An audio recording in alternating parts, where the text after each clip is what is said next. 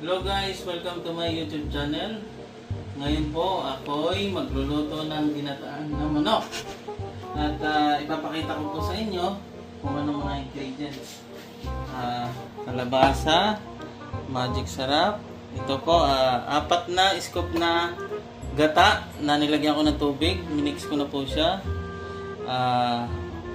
Onion, garlic, ginger, ang pangalan nito, parsley, tapos sili, pampabango, asin, chili powder, paminta, oregano, and basil, olive oil, and vinegar. Okay, tapos kinuha ko na po siya. Kasi nga po frozen na konti yung manok, hindi kinuha ko na po siya. Nilagay ko, hinati ko po yung manok, hinugasan ko, nilagay ko, walang timpla kahit ano. Tapos yun na po yun. So ngayon, itong manok, tatanggalin na po natin. Okay na po to. So, lagay na po natin dito. Kunin na po natin yung manok. Bumisita po si Bayaw, kaya nagluto po uli ako. Ginataang manok. Okay. Ganito po yung procedure na ginagawa ko. Luto na po itong manok. Konting luto na lang. Papupulain na lang po natin yung manok. Tapos lagay yung mga ingredients. Di, panalo na. Maraming salamat Cleo sa pag-video sa akin. At ako'y lubos na nagpapasalamat. Sana kung nagbibideo sa akin. O, yan na po. Tapos, tatanggalin po natin yung sabaw nito. O, Cleo. Tatanggalin po kasi igisa natin yung... Ito, magagamit po natin itong stock. Mamaya. Okay. So, lagay po natin dito. Gigisa na po natin lahat. So, olive oil. Patuyuin muna po natin yung pan kasi may tubig pa. So, everything is ready. Luto na lang po lahat. Lagay ng ingredients. Tapos, ready to go. So, lagyan na po natin ng olive oil. Hindi masyado marami. Okay na po yun. Tapos, lagay na po natin sabay-sabay ang ginger, garlic, tapos sibuyas. Sabay-sabay kaunting parsley. Pabango. Halo-halo.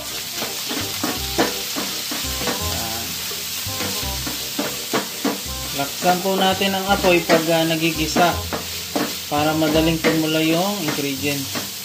Once na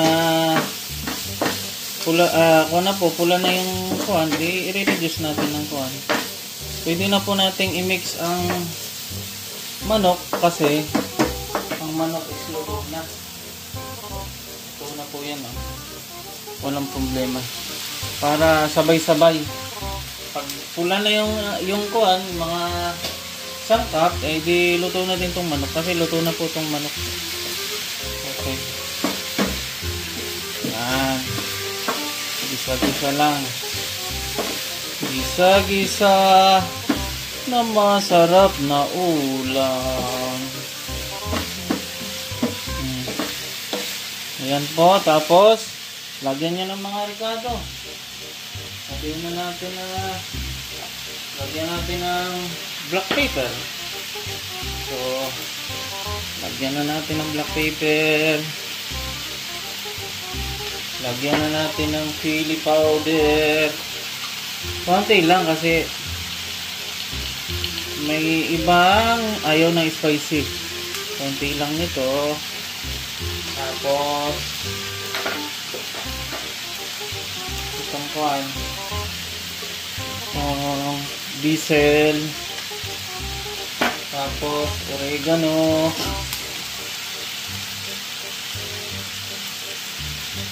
Tumatawa yung anak ko na patawa. Oregano. Huwag kang tatawa ah. Matil ako. Matik ka pala. Akala ko mo tumawa ka eh. Okay. Halo-halo. Pwede na po itong ilagay. Okay.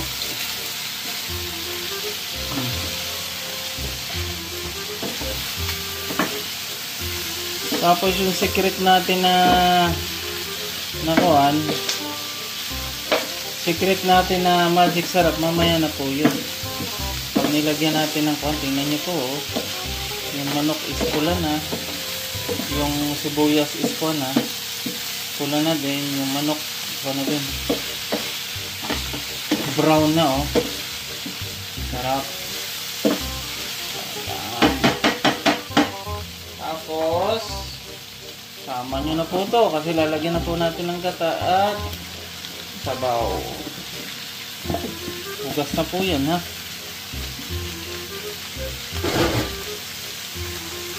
Pwede nyo na po ilagay sili. Sili, pampabango. Pwede na po nyo lagyan ito. Additional flavor. Importante sa ulam, pag nagluto kayo, lagyan nyo ng gulay. Kasi ang gulay is pampahaba ng buhay. Kasi pag nagluto kayo ng manok at yung walang kahit anong gulay, walang makakaunti lang po ang vitamin na. So, lalagyan ko na din po ng magic sarap. Tansya lang. Tansya. Mamaya na po. Hindi na po lahat. Kunti lang. Mamaya na po. Pag kulang ay hindi lalagyan ulit. So, lalagyan na natin ng stock. Ito po yung stock. Ito po yung inalis nating stock.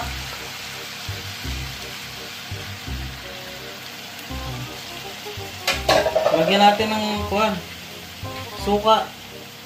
Pampawala ng suka, pampawala ng lansa. Tansya. Masyadong marami. Okay na yan. Tapos, ay fire natin para bumulak agad.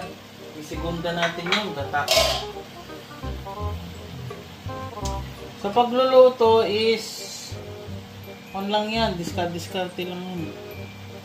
Wala namang wrong sa pagluluto as long na maluto nyo ng maayos yung ulam. So,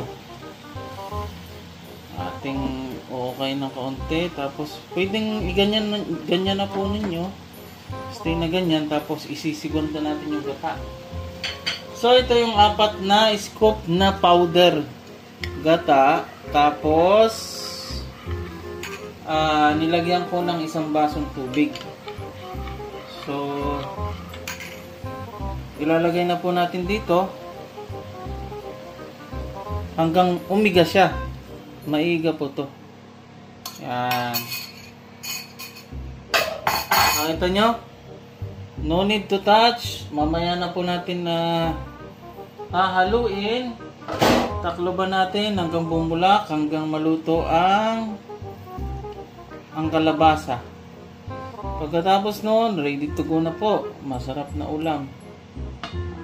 Sige po.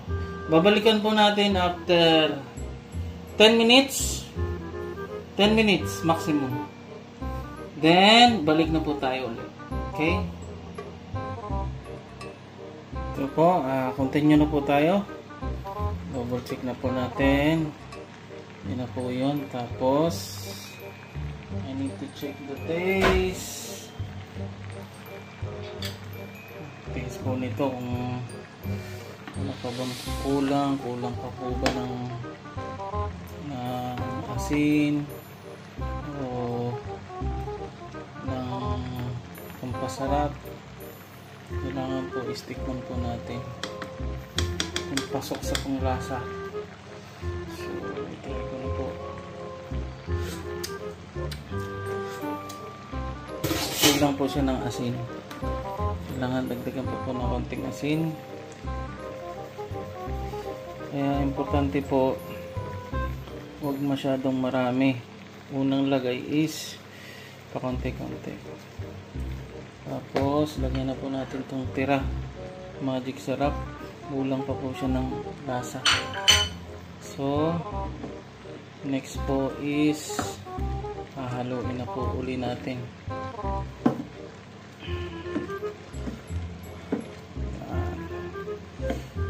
Halo, ito pong kalabasa is malambot na po siya. Ito na po yan. Hanggang maiga. Magiging sticky po tong sabaw niya pag hinalo ko. Kasi malambot na po ito. May mix po sa sabaw yung ampalaya, yung kalabasa. Tapos magiging masarap po yung sabaw.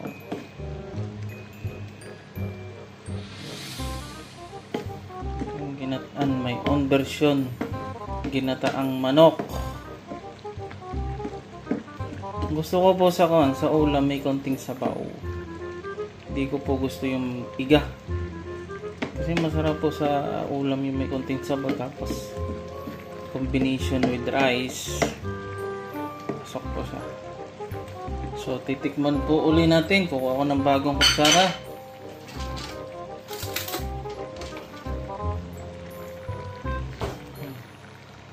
Ano po yun? Ngayon po, okay na po. Masarap. Hintayin ko na lang po itong babalikan ko na lang po ito after 3 minutes para patayin yung apoy. Tapos yun, meron na pong pang ulam. Sarap. Ano po yan?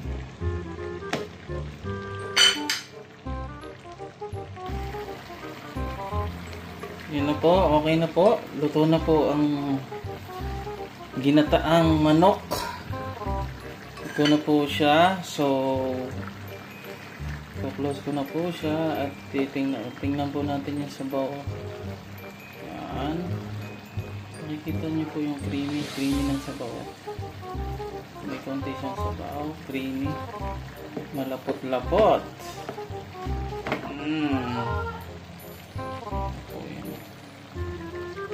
Sarap. Sarap na po itong ulam sa kanin. Yan po, tapos yung kalabasa is malambot na po.